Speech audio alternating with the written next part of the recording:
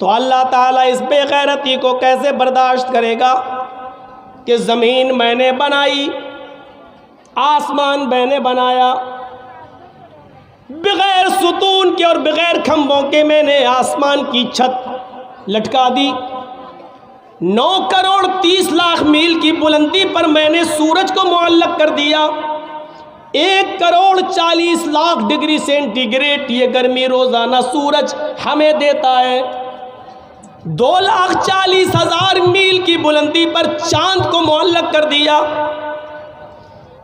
رات ہم دیتے ہیں تمہارے آرام کے لیے، جب تمہاری تھکن اتر جاتی ہے تو ہم تمہیں صبح بیدار کر دیتے ہیں، تم پھر محنت کرتے ہو، ہم تمہارے اناجوں میں، ہم تمہارے کھیتوں میں اناج پیدا کرتے ہیں، بارش ہم برساتے ہیں، اناج کا دانہ ہم بڑا کرتے ہیں، تم گیہوں کا 1 دانہ زمین میں ڈالتے ہو، اس کو 100 دانے ہم بناتے ہیں، تم چاول کا 1 دانہ زمین میں ڈالتے ہو، اس کے 100 دانے ہم بنا دیتے ہیں، نکاح کر کے تم بیوی کو صرف رخصت کر کے اپنے گھر لاتے ہو، تم رات میں ہلکی سی محنت کرتے ہو، لیکن تمہاری شرمگاہ سے نکلنے والے پانی کے ایک حقیر قطرے کو تمہاری آنکھوں کا تارا ہم بناتے ہیں، ہڈیاں ہم بناتے ہیں، اس کی پسلیاں ہم بناتے ہیں، اس کا گھٹنا ہم بناتے ہیں، اس کا انگوٹھا ہم بناتے ہیں، اس کا فنگر ہم بناتے ہیں، اس کی آنکھیں ہم بناتے ہیں،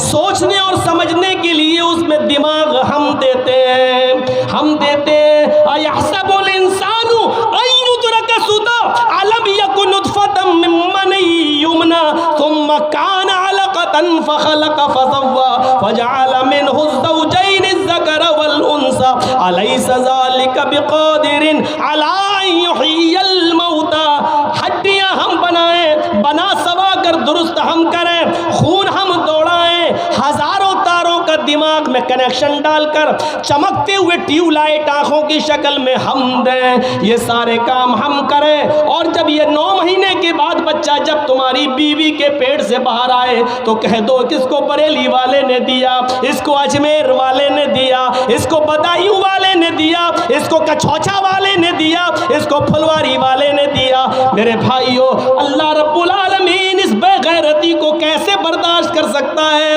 سارے کام ہم کریں، اور جب جیتا جاگتا بیٹا پیدا ہو تو کہہ دو کہ یہ فلاں نے دیا، فلاں نے دیا، فلاں نے دیا۔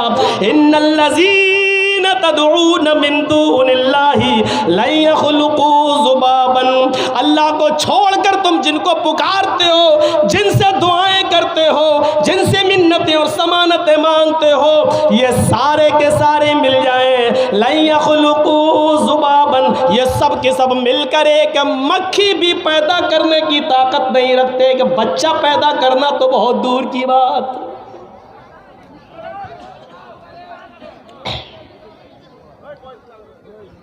سمجھے؟ شرک کی ہلکی سی تشریح اتنی کافی ہے، ہمیں سمجھنا چاہیے شرک کیا ہے۔ تو آئے معاذ، شرک مت کرنا کچھ بھی، چاہے تمہیں جلا دیا جائے یا مار دیا جائے، قتل کر دیا جائے، پہلی چیز۔ دوسری چیز پر آئیے، نوجوانوں، آج بہت سی نصیحتیں تمہیں ملیں گی۔ وَلَا تَعُقَّنَّ وَالِدَيْكَ وَإِنْ أَمَرَاكَ أَن تَخْرُجَ مِنْ أَهْلِكَ وَمَالِكَ، دوسری چیز، اپنے ماں باپ کی کبھی نافرمانی مت کرنا، چاہے وہ تمہیں تمہارے گھر بار سے، تمہارے مال و دولت سے نکال دیں۔ حضرت اسماعیل علیہ السلام کا واقعہ سنے ہیں نا؟ کہیں رہنے لگے، ابراہیم علیہ السلام جب اپنے بیٹے سے ملنے گئے، دروازے کو دستک دی، اسماعیل علیہ السلام کی بیوی نے دروازہ کھولا، سامنے بوڑھا آدمی کھڑا ہے، اسماعیل کی بیوی نہیں جانتی تھی کہ یہ میرے سسر ہیں، دیکھا نہیں تھا۔ اس بستی میں اسماعیل علیہ السلام نے ایک شادی کر لی تھی، حضرت ابراہیم علیہ السلام نے سلام کیا، اس عورت نے جواب دیا، اسماعیل کی بیوی نے۔ حضرت ابراہیم نے پوچھا اسماعیل علیہ السلام کہاں گئے؟ کہنے لگی وہ تو جنگل میں شکار کھیلنے کے لیے گئے ہیں۔ کہا اچھا یہ بتاؤ کہ تمہارے گھر کا گزر بسر کیسا چل رہا ہے؟ تو کہنے لگی بہت برا ہے، بہت برا؟ ہاں، صبح کھا لو تو شام کو نہیں ملتا، شام کو کھا لو تو صبح بھوکے رہتے، بہت برا حال ہے۔ ابراہیم علیہ السلام سمجھ گئے کہ میرے بیٹے نے بیوی کا انتخاب کرنے میں غلطی کی، تو کیا کہا؟ بہو کیا کہا؟ اسماعیل کی بیوی کہا جی، جب اسماعیل علیہ السلام گھر پہ آ جائیں تو ان سے صرف اتنا کہہ دینا، ایک بوڑھا آدمی آیا تھا، اس نے آپ کو سلام کہا ہے اور یہ کہا ہے کہ گھر کی چوکھٹ بدل دو، چوکھٹ ٹھیک نہیں ہے۔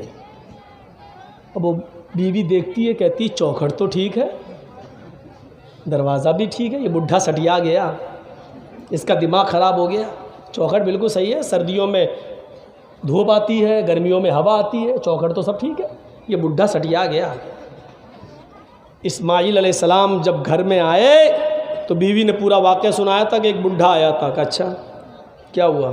کہا اس نے آپ کو سلام کہا۔ اچھا اور کیا کہا؟ سمجھ گئے کہ میرے باپ تھے۔ کہا اور کیا کہا؟ انہوں نے مجھ سے پوچھا کہ گھر کی کا حال کیسا چل رہا ہے، تو میں نے کہا بہت برا، صبح کھا لو تو شام کو نہیں ملتا، شام کو کھا لو تو صبح نہیں ملتا۔ تو انہوں نے کہا کہ اچھا ٹھیک ہے، تمہارے شوہر آ جائیں تو ان سے کہہ دینا ایک بڈھے نے سلام کہا ہے اور یہ کہا کہ گھر کی چوکھٹ ٹھیک نہیں ہے، چوکھٹ بدل لو۔ کہا کیا کہا؟ کہا گھر کی چوکھٹ بدل دو، سٹیا گیا تھا بڈھا۔ اسماعیل نے کہا بڈھا نہیں سٹیایا، تم سٹیا گئی ہو۔ کہا کیا ہوا؟ کہا میرے باپ نے چوکھٹ بدلنے کا حکم دیا، جانتی ہو چوکھٹ سے کیا مراد ہے؟ میری بیوی وہ میرے باپ تھے اور چوکھٹ تم ہو۔ تم نے کہا کہ بہت برا حال چل رہا، یعنی تم نے یہ نہیں کہا اللہ نے مجھے جس حال میں رکھا ہے ہر حال میں اللہ کا شکر۔ میرے باپ نے کہا چوکھٹ بدل دو، یہ چوکھٹ ٹھیک نہیں ہے، یعنی میرے باپ نے تمہیں طلاق دینے کا حکم دیا ہے۔ اے میری بیوی، میں اپنے باپ کی نافرمانی نہیں کر سکتا ہوں اور ابھی میں تمہیں طلاق دیتا ہوں۔